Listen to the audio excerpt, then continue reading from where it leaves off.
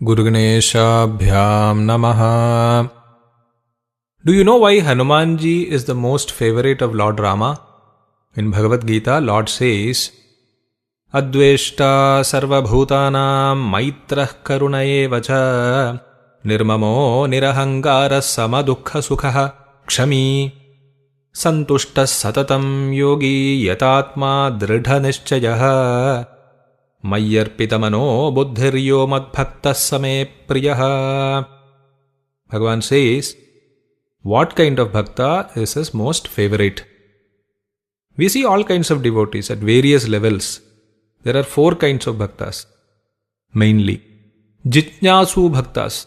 They are the ones doing all kinds of talking, trying to establish that their God is the greatest. Vishnu is greater than Shiva. Shiva is greater than Vishnu. They are the ones going around and giving advice to others, which is the best sadhana, why it is the best. And giving all kinds of authoritative opinions. They can tell you about energies, awareness, realization, everything. They are at times very convincing and also very interesting. The second kind of bhaktas, artharthi bhaktas. They are always looking for something from God. Wealth, health, properties. They keep on asking for something or the other. The third kind of bhaktas, artha bhaktas. They cry. That's what they go to God for. They go to God only when they are in trouble.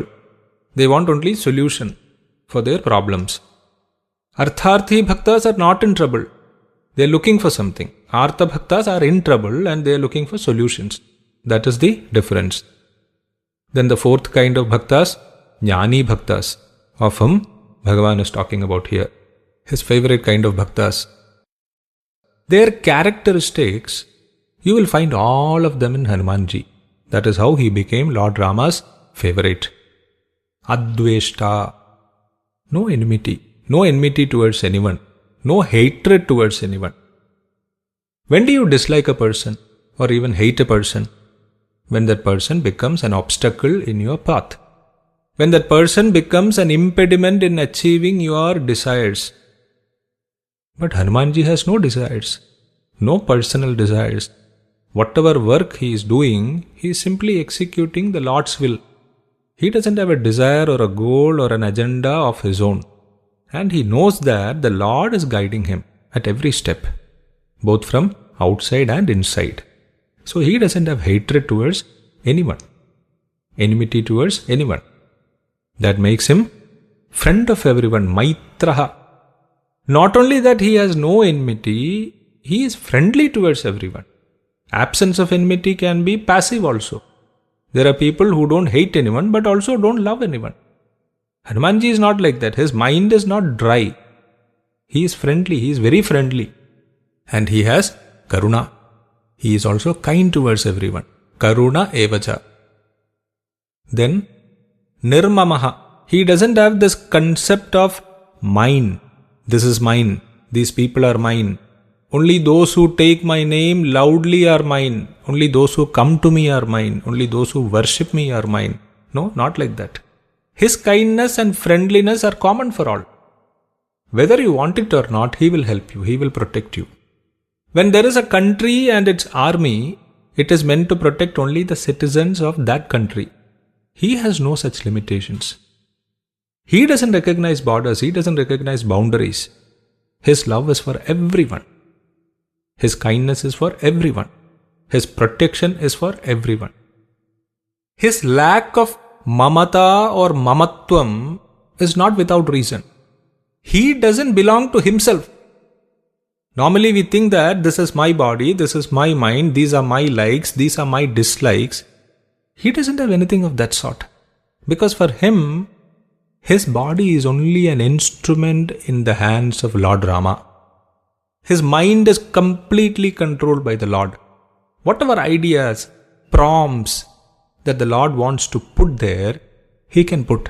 And Hanumanji will act accordingly. So, his body and mind, they are not his. They belong to the Lord. How can he have mamata? That these are mine, these are not mine. He himself doesn't belong to him. Then how can something belong to him? Whoever the Lord loves, he also loves. Whoever the Lord wants to help, He helps. He doesn't have a choice of His own. When mamata is not there, then nirahankaraha is natural. There are no achievements, nothing to be proud of. Physical strength, not mine, the Lord has given. Siddhi's power, not mine. Everything belongs to the Lord. What is there to be proud of when they are not mine? Everything belongs to the Lord. This is how Hanumanji thinks. Ahankara is not just pride or arrogance. Nirahankara is total absence of I and mine. Sama dukkha sukha, the ultimate state of the yogi. Same attitude towards both pleasure and pain. When you are living, when you have a body, both pleasure and pain will be there. When you say taking them alike does not mean that you are insensitive. You don't feel them. As long as the body is there, events of pleasure will be there. Pain will be there. You will feel them also. Both physical pleasure and physical pain, both mental pleasure and mental pain. If you put a sweet in a yogi's mouth and a common man's mouth, both will be able to taste its sweetness. If you bend their fingers, both will feel pain. But there is a difference. Common man will long for pleasure, look for pleasure, try to avoid pain. Yogi will not do that. He will look at both of them as natural. He will feel them, but he will not try to maximize pleasure and minimize pain. And when all these qualities are there, that is sama dukkha sukha. Patience, tolerance is natural. Kshami. Hanumanji has this yoga bhava. Santushtas satatam yogi. Yoga bhava gives him happiness. It is not happiness that comes out of pleasure. That is temporary. When pleasure is gone, happiness is also gone. Pleasure of good food is only till it is there in your mouth. Or maybe a little more time. In the memory. Then it is gone. After some time when you are hungry again, where is that pleasure? But Hanumanji's santushti is permanent. Because it is based on yoga bhava, equanimity. Yatatma.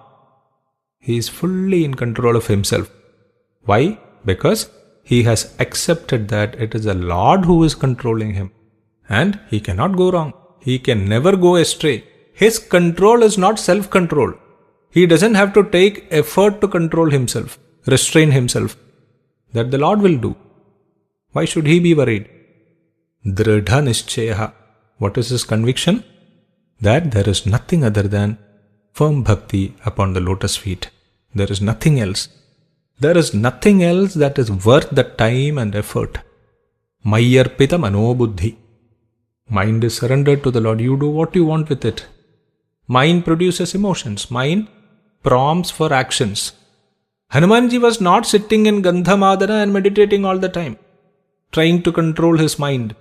He was fully in action, flying across the sea, setting Lanka on fire, killing demons, bringing a whole mountain of herbs for Lakshmana. Mind has to work for all this. Even a robot would need prompts for action. Emotions strengthen action. Passion strengthens quality, effort. When Hanumanji set Lanka on fire, he did it deliberately. It needs anger, it needs rage, it needs courage. It is an aggressive act. But the difference is that these emotions were not his own. The Lord put them in his mind. That is the difference. He didn't act on his own. He didn't do it because tomorrow he will be called a hero. This thought was never there in his mind that I should be called a hero.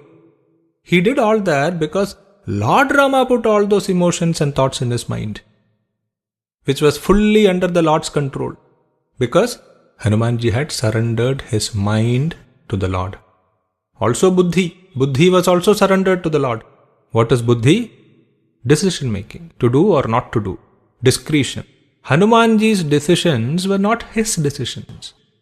They were the Lord's decisions. And as Bhagavan says in Gita, Yo mad bhaktas same priyaha. This is the kind of bhakta whom I like. And Hanumanji was 100% such a bhakta. Anjaneyaya Namaha.